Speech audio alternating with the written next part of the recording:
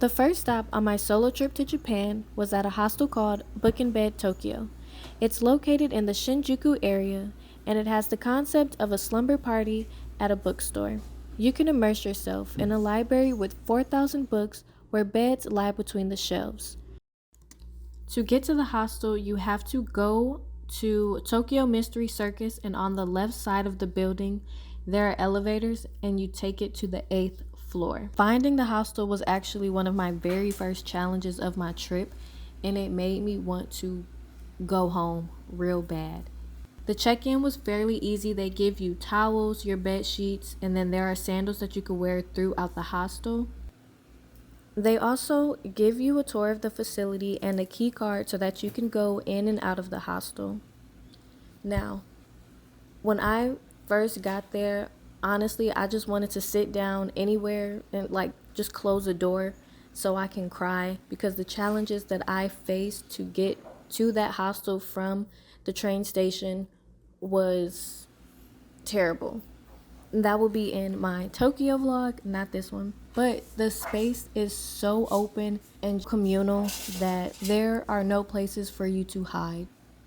There are 4 room options, the first being the single room, the comfort single room, which is a little bit bigger, a double room where 2 people can stay, and then there is a superior room that is separate from being in between the bookshelves, which is only 2 people max. It is a private room. It's just a curtain, so there isn't a door, but it does have a better view.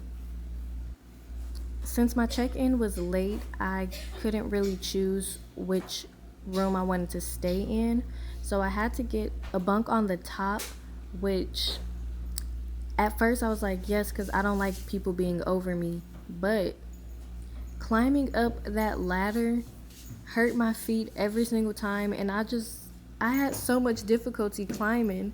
Like every time I walked up, I was just trying to figure out new ways to climb up there without smashing my toes into the books or just not hurting my feet on the rails. And there was no resolve for that. I just had to suffer every time I got up and down. I didn't get to film inside the room where it was so dusty. I don't know about the bottom bunk, obviously, because I wasn't in there, but the top bunk, I think like my last day, I just decided to just look under the mat because it's not a real bed. It's just like a foam mat, I believe. And I just started lifting up because I was making sure that I wasn't leaving anything behind. And when I looked, it was just clumps of dust. And I was just so disgusted. So I don't think that they like really get in there and clean, especially the bathroom.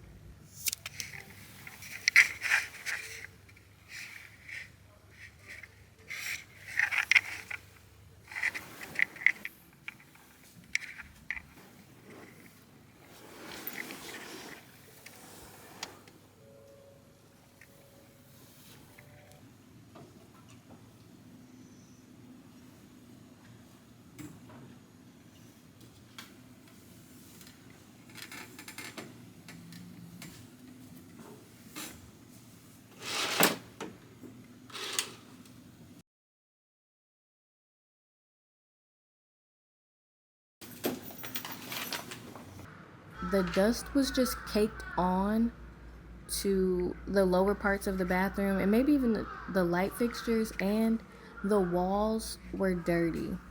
Like I was in the bathroom and it was just so dirty that I wanted to ask them, could I clean the bathroom in exchange for like a free stay? Because why is the bathroom so dusty? To say that y'all closed the bathroom for however many hours to clean it and it's still as dusty and the walls are as dirty as they are, I'm confused as to what they're cleaning.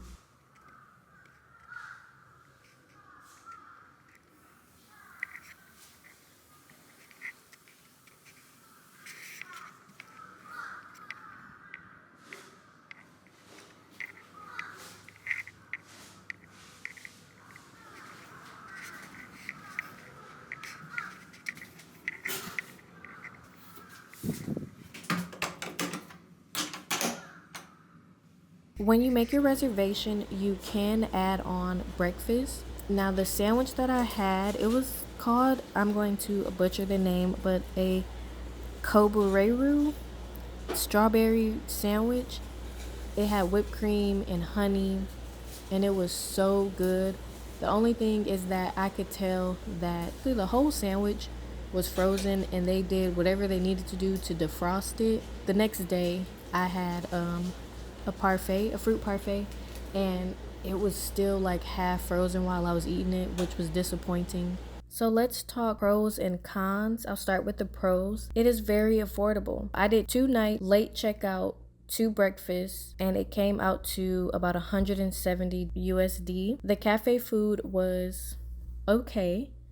Aesthetically, it was so beautiful as long as you ignore the dust and everything. So it was in a good location for me. Now, the cons, the main one is that it was very communal. I know it's a hostel, that's the whole point, but it was just a little bit too open for me. Just the simple fact that it was a mix, like co-ed. It was extremely dusty, and I questioned the cleanliness of it all.